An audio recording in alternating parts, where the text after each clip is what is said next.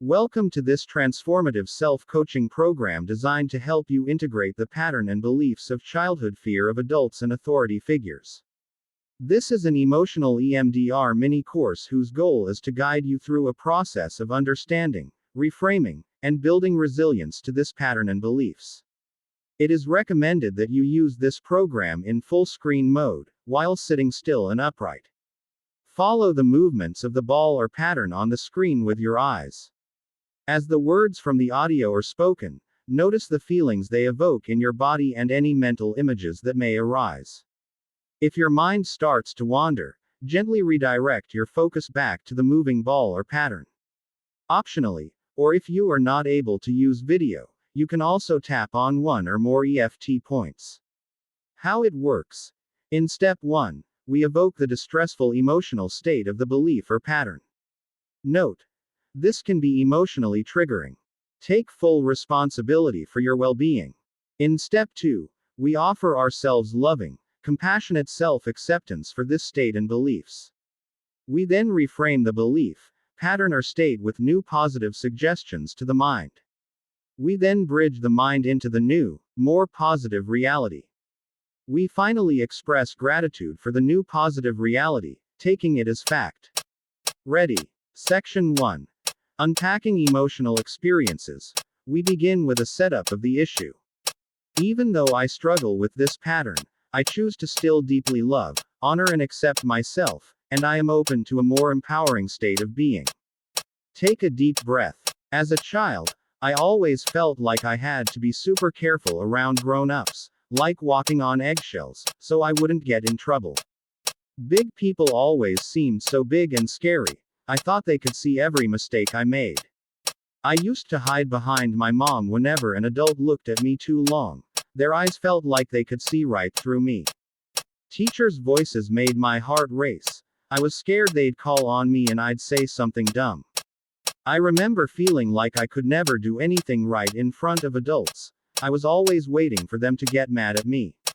Whenever I heard adults talking in serious voices, I was sure they were talking about something bad I did.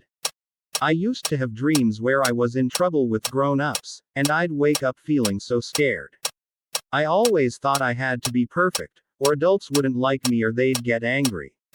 My stomach would twist into knots whenever I had to ask a teacher or another adult for help. I was afraid they'd think I was stupid.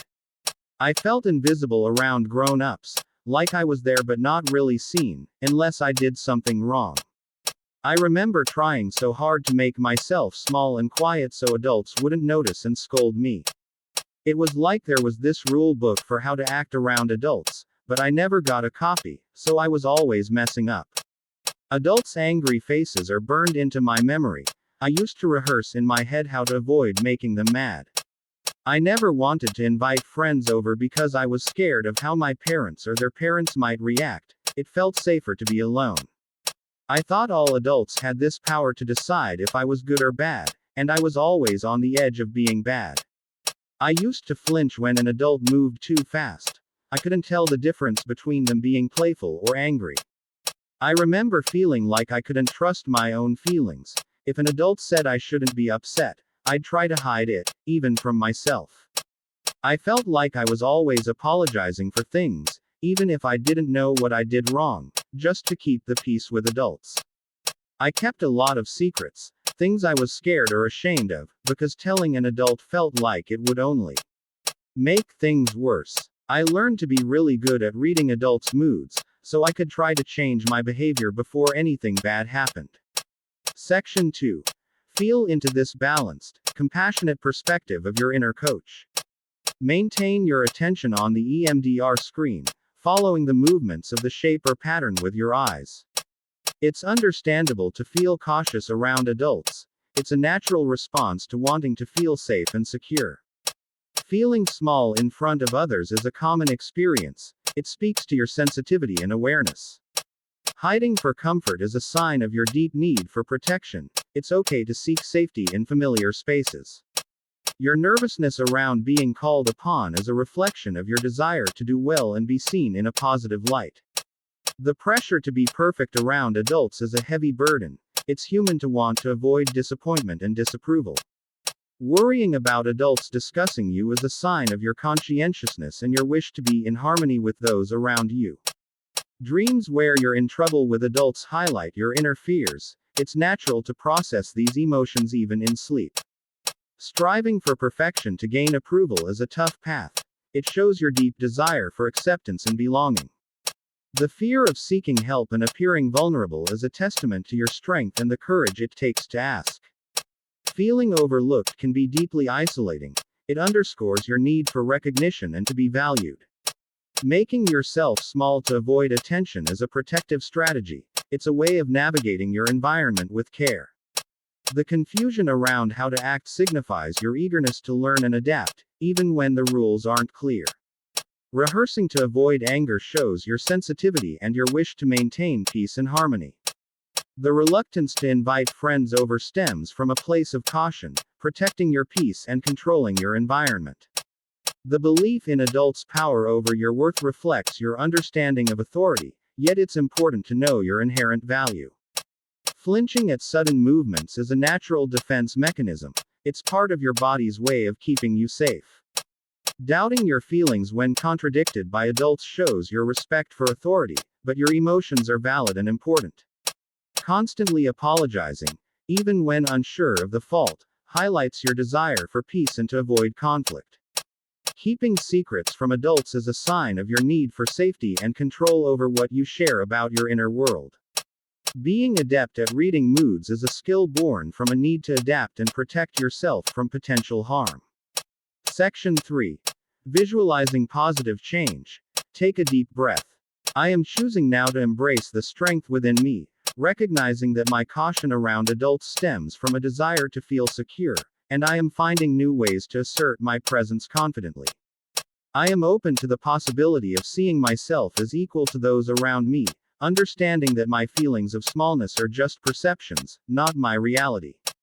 I could consider that finding comfort in my own space is a form of self-care, and I'm learning to extend this comfort into interactions with others.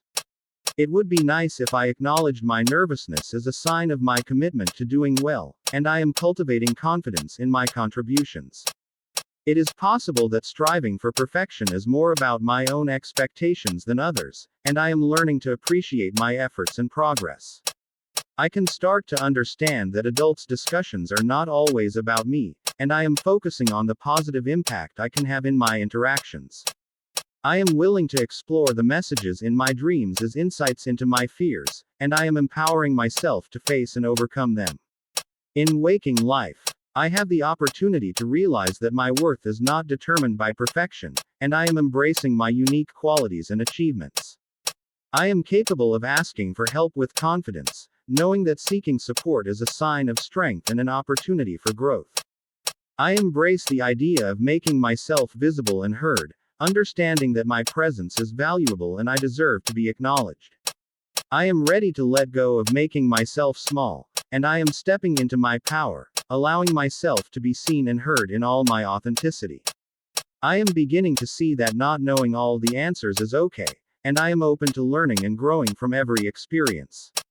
I am receptive to the idea that maintaining peace doesn't require rehearsing or avoiding, and I am finding healthy ways to express my needs and boundaries. I am shifting towards inviting new experiences and connections into my life, understanding that I can create a safe and welcoming environment for myself and others. I am open-minded about recognizing my inherent worth, independent of others' judgments, and I am celebrating my innate goodness and potential. I am allowing myself to understand that my reactions are natural protective responses, and I am learning to differentiate between playful and serious intentions. I can imagine embracing my feelings as valid, even when they differ from others' opinions, and I am honoring my emotions as important guides. It might be beneficial to practice asserting my perspective with kindness, reducing the need for apologies, and fostering genuine understanding. I am prepared to share my true self selectively, understanding that vulnerability with trusted individuals can lead to deeper connections and healing. I am choosing to focus on using my empathy and intuition as strengths, allowing me to navigate my relationships with wisdom and grace. Section 4. Bridging the journey from challenge to transformation. Remember to maintain your focus on the EMDR screen, following the movements of the shape or pattern with your eyes. Even though I always felt like I had to be super careful around grown-ups to avoid trouble, I understand it's natural to seek safety.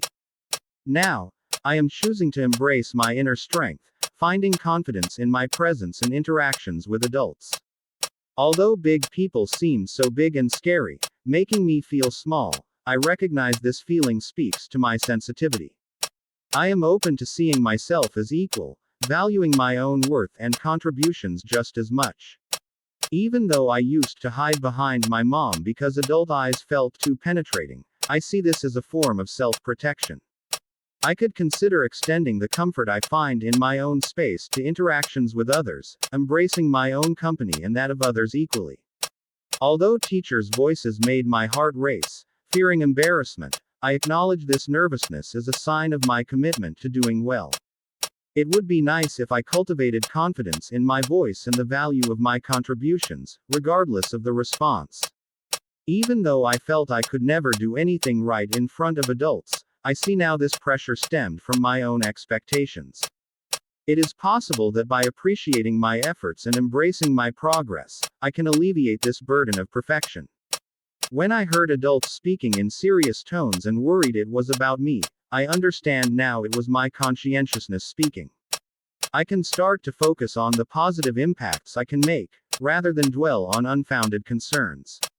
Even though I had dreams of being in trouble with grown-ups, I recognize these as reflections of my inner fears. I am willing to explore these fears, empowering myself to face and overcome them with a sense of strength and resilience. Although I thought I had to be perfect for adults to like me, I see that my worth is not determined by perfection.